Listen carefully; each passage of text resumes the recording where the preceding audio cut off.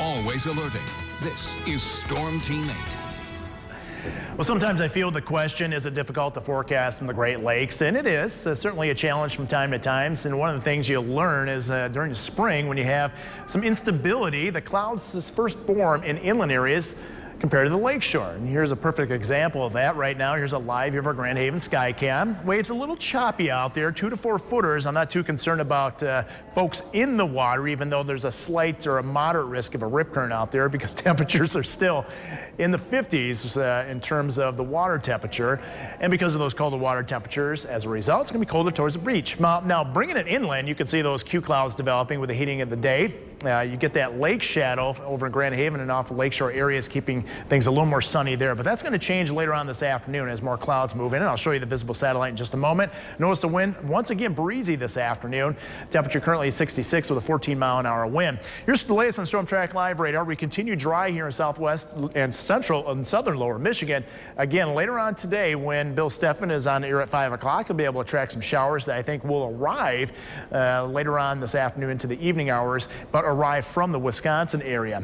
Right now, where are the showers? Oscoda area, Alpena, and those are quickly moving over Lake Huron. Those will not bother us, but it's more upstream. You can see the clouds now breaking out in the Sheboygan area northwest of Milwaukee.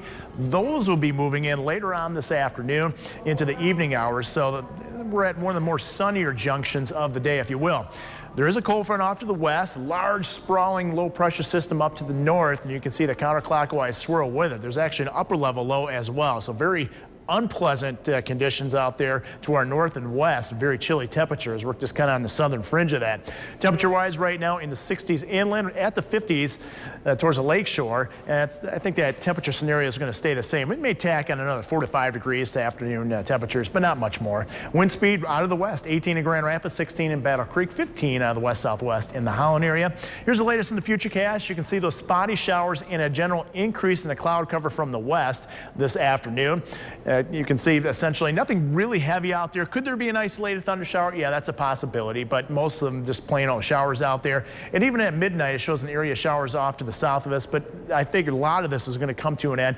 It looks like a dry start to Wednesday with a few clouds out there. Again, becoming partly cloudy during the afternoon hours on Wednesday. Another breezy day, though, but it certainly looks like a lower risk of any showers out there. We could see a stray sprinkle, but not likely. Here's the latest in terms of the Lake Michigan forecast, and you'll be able to see those temperatures once again in the 50s. Waves a little choppy, as you saw on the Grand Haven Skycam, around 2 to 4 feet. 8-day forecast featuring overall kind of a cool temperature trend. The 70 at best today, and that's inland, 66 for Wednesday. And then Thursday and Friday look a little warmer, low to mid 70s, closer to average, but that's not going to stick around.